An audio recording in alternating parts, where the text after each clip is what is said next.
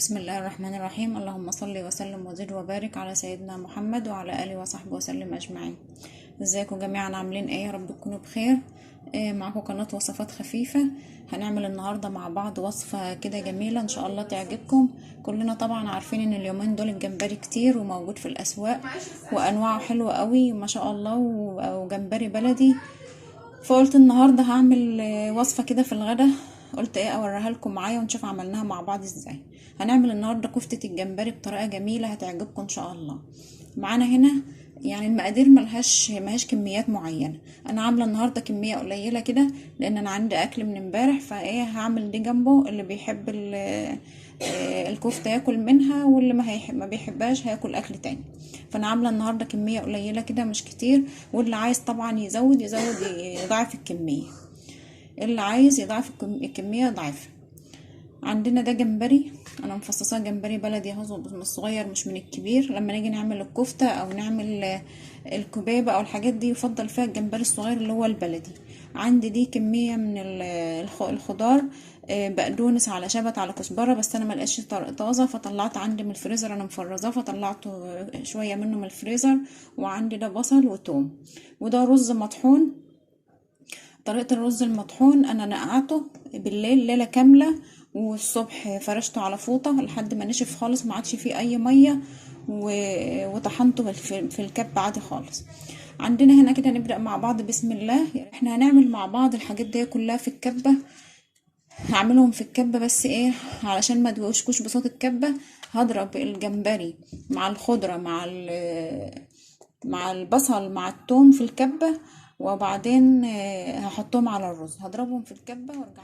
رجعنا تاني اهو بعد ما عملت البصل بتاعي والثوم في الكبة، وعملت الخضرة على الجمبري. ده الخضرة على الجمبري اهو، شايفين؟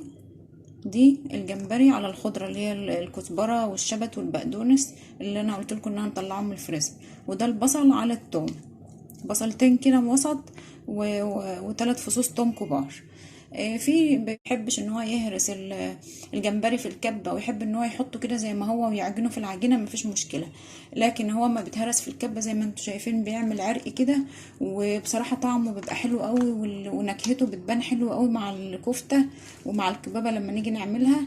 انا عملت قبل زي ما قلت لكم، انا بحب اعمل الجمبري ده في الكبه علشان بيبقى ريحته كده طالعه، ريحتها حلوه بتخلي الكفته بتاعته حلوه، وفي نفس الوقت بتعمل عرق كده وبتخلي الكفته طعمها جميل. هنزل اهو على الرز المطحون بتاعي اللي انا قلت لكم انا طحنته ازاي.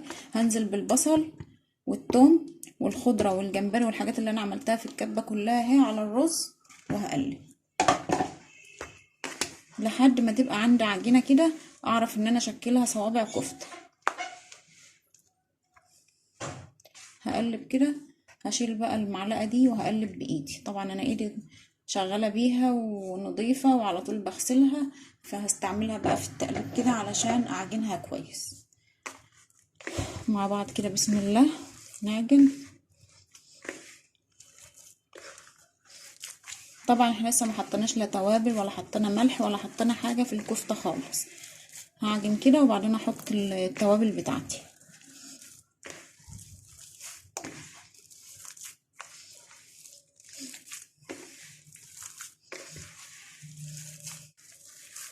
هعجنها كده كويس وارجع لكم تاني. وانا بعجن الجمبري زاد معايا شويه، فالعجينه سالت معايا شويه، مش مشكله. هحط لها ايه في الحاله دي؟ هحط لها معلقتين دقيق. انا بقول لكم على كل الحاجات الاحتمالات اللي ممكن تحصل وانت بتعملي. ممكن تلاقيها نشفت معاكي شويه، تحط لها مثلا ايه شويه خضره، تفرمي شويه خضره او بصلايه وتحطها لها.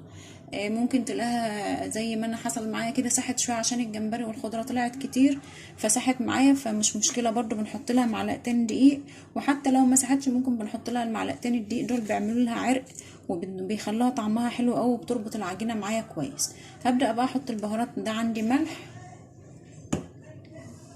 وده فلفل اسود اهو، توم باودر نص معلقه صغيره، بصل باودر، عندي كمون نص معلقه صغيره برضو. زي ما قلت لكم اللي حابب يضاعف الكميه بتاعه الكفته بيكتر المقادير دي وبيضاعفها زي ما هو عايز. نص معلقه بابريكا، شطه هنحط لها سنه شطه كده، او اللي بيحبها حراقه شويه او سبايسي شويه بيزود الشطه شويه، اللي ما بيحبهاش كده بلاش خالص، بلاش يحط شطه.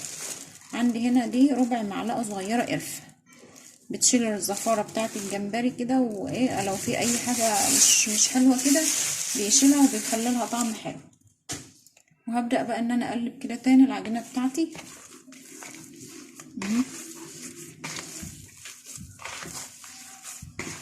هعجنها لحد ما البهارات دي تتخلط مع العجينه كويس قوي. هعجنها كده بتاعتي بعد ما اختلطت كويس قوي بالبهارات بتاعتها، وبقى شايفه شكلها جميل وريحتها حلوه قوي.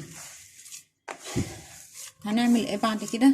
هنصبعها طبعا صوابع، وهنبتدي بقى ان احنا ايه نحمرها في الزيت. هنروح كده بقى ان شاء الله على البوتاجاز ونشوف هنحمرها ازاي وهنشكلها صوابع ازاي. جينا بقى على النار، هنبتدي ايه هنولع النار كده، وهنحط الزيت اللي هنحمر فيه الكفته. هنحط الزيت كده مع بعض، بسم الله. ما نكترش، يعني ايه الكفته ما بتشربش زيت كتير وما بتحتاجش زيت كتير. وهجيب بقى عجينه الكفته معايا اهي، وهبدا ان انا اشكل الكفته. احطها هنا كده عشان تبان، بس خلي بالنا نبعد عن النار، لان الطبق اللي معانا ده بلاستيك طبعا فما يتحرقش من النار. هاخد حته عجينه كده من الكفته بتاعتي، وهبتدي ان انا اكورها كده زي ما انتم شايفين كده، وهصبعها كده، هعملها صوابع كده كبير طويله زي كده، زي الكفته بتاعه اللحم بالظبط. كفتة اللحمة، بس كفتة اللحمة بنحط لها حاجة من النص عشان تبقى مفتوحة من النص وتستوى كويس، لان الكفتة بتاعة الجمبري لا، بنعملها كده. وننزل بقى في الزيت اهو. نحاول كده ان احنا نخليها قد بعضها كلها، ما نخليش واحدة كبيرة وواحدة صغيرة، عشان ايه تبقى سوا واحد، لان طبعا لسه هنعمل لها صلصة وهتستوى في الصلصة، فنعملها كلها كده ايه، نحاول ان احنا نخليها كلها قد بعض. يا ريت كده تعملوا لايك للفيديو وتشتركوا في القناة وتفعلوا الجرس. والله انا بشكر كل اللي بيدخل لي اليومين دول كده جديد ويشترك في القناة ويكتب لي تعليق حلو، ببقى فرحانة قوي بتعليقاتكم وبكلامكم، وتقولوا رأيكم ايه في القناة ورأيكم ايه في الوصفات اللي انا بعملها. ولو حد جرب اي وصفة من وصفاتي يقول له رأيه ايه، وتبعتوا لي حتى سكرينة في التعليقات كده بالتطبيقات اللي انتوا بتعملوها من القناة، علشان اعرف كده ان انتوا بتستفيدوا منها وان وصفاتي بتعجبكم. شايفين نفكت معايا ولا اي حاجة، وبتستوى ما شاء الله، وطعمها يبقى تحفة ان شاء الله. كده جربوه.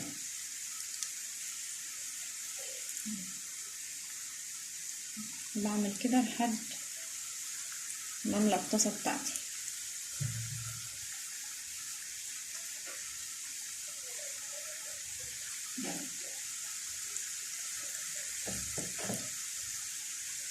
العجينه بتاعتنا طالعه جميله اهي، ولا فكت معايا في الزيت، طبعا كل حاجه قدامكم ولا اي حاجه، وبتتفرد معايا بسهوله وبتشكل معايا بسهوله خالص.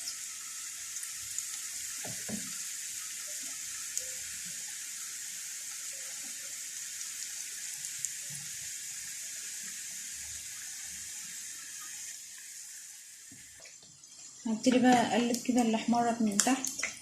شايفين طالعه حلوه ازاي؟ والله وريحتها جميله. احنا لو احنا عايزين نعمل كميه، لو احنا عندنا كميه من الجمبري وحابين ان احنا نعملها وايه عشان نرتاح كده مره واحده، ممكن ان احنا بنعملها عادي ونحمرها زي ما انتم شايفين كده، ونطلعها على المناديل تصفى من الزيت كويس قوي، ونعبيها في اكياس او في اطباق فبر، ونحط ما بينها وبين بعض كده استريتش او كيس او اي حاجه، ونعملها طبقات ونعينها في الاطباق الفايبر او في اكياس في الفريزر. وقت ما نحب ان احنا ناكل كفته تبقى عندنا في الفريزر بنطلعها ونعمل لها الصلصه بتاعتها، زي ما نشوف لسه هنعمل الصلصه مع بعض، وتحطوها فيها عادي، بتطلعوها من الفريزر تحطوها في الصلصه بتاعتها تستوى، هتبقى اكنكم لسه عاملينها جديد او عاملينها طازه، لسه مش مفرزه ولا حاجه، ولا هيبان عليها اي حاجه. علشان ما اطولش عليكم الفيديو، لان طبعا زي ما قلت لكم لسه هنعمل الصلصه وكده، انا هحمر بقى الكميه كلها زي ما انتم شايفين هي طالعه عامله ازاي اهي، لا فكت زي ما قلت لكم ولا اي حاجه، وطالعه تحفه. هخلص بقى كل الكميه بالطريقه دي واطلعها، وبعدين نرجع مع بعض نعمل الصلصه اللي هنسوي فيها. في حله بقى على النار هنحط شويه زيت من اللي احنا حمرنا فيهم الكفته بتاعتنا، علشان طبعا بتبقى اخده من طعم الكفته، الزيت اخد من طعم الكفته وبيديها طعم حلو. هكون مجهزه عندي بصلايه، بصله واحده بس عاملاها في الكبه ناعمه، وهنزل على الزيت بالبصلايه.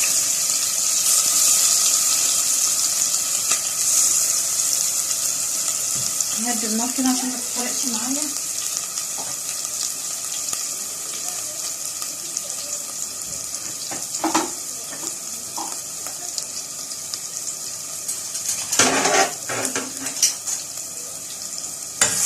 هقلب كده، هدي النار خالص وهقلب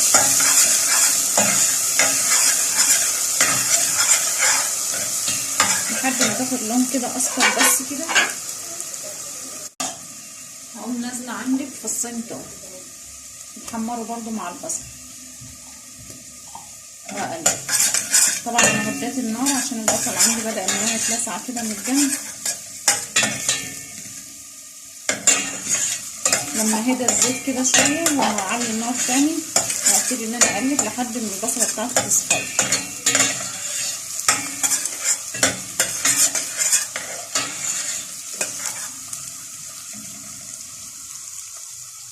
هكون مجهزه عندي بقى في الشويه دول طماطم معصوره، دورق طماطم معصوره، علشان ساعه ما البصله بتصفر عندي كده وتبتدي ان هي تاخد لون هنزل بالطماطم. هنزل بقى بالصلصه بتاعتي اهي اللي انا عصراها.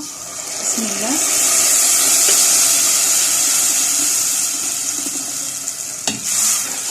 كمان شايفين كده. وهجيب عندي كوبايتين ميه، هنزل بكوبايتين ميه على الصلصه بتاعتي واسيبها لحد ما تغلي، تاخد غلوه كده او تبتدي تغلي علشان نحط لها التوابل بتاعتها وننزل بالكفته بتاعتنا. هغطي بقى الصلصه بتاعتنا اهي وهسيبها لحد ما تغلي ونرجع تاني عشان نحط لها بقى الزيت. الصلصه بتاعتي بدات تغلي اهي، هضيف لها البهارات بتاعها نفس البهارات اللي احنا حطيناها في الكفته، بس طبعا ايه بنحط بكميه قليله كده لان طبعا احنا مبهرين الكفته زي ما انتم شفتوا. وهنحط ايه حاجات بسيطه كده برضو تدي للصلصه طعم، توم باودر وبصل باودر ودي بابريكا، وعندنا كمون نص معلقه صغيره برضو كمون، وعندنا ملح معلقه كده،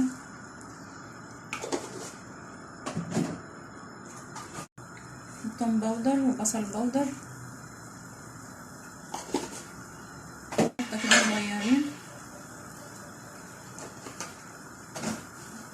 شويه فلفل. طبعا الملح هنظبطه بقى في الاخر على حسب الرغبه، يعني انا حطيت ملح بس لو برضو لقيناه في الاخر كده محتاجين شويه ملح كمان بنحط. هبتدي بقى ان انا انزل بالكفته بتاعتي اهي. طبعا انا حمرتها كلها زي ما انتم شايفين كده. هبتدي ان انا انزل بالكفته اهي. بسم الله بالراحه كده عشان طبعا ما تطرطش علينا واحنا بنحط اهي. الكفته بتاعتي بعد ما حمرتها شايفين اهي اخده لون جميل زي ما انتم شايفين كده. زي ما قلت لكم كانت ناعمه وجميله وانا بعملها مفيش اي مشاكل، مش هتفك عندي ان شاء الله في الصلصه ولا اي حاجه. هحط كميه الكفته كلها وهدي النار كده على النار وسط، اقلبها كده تقليبه عشان ما تلزق، ما اتاكد كويس ان هي كده متقلبه وماش لازقه تحت.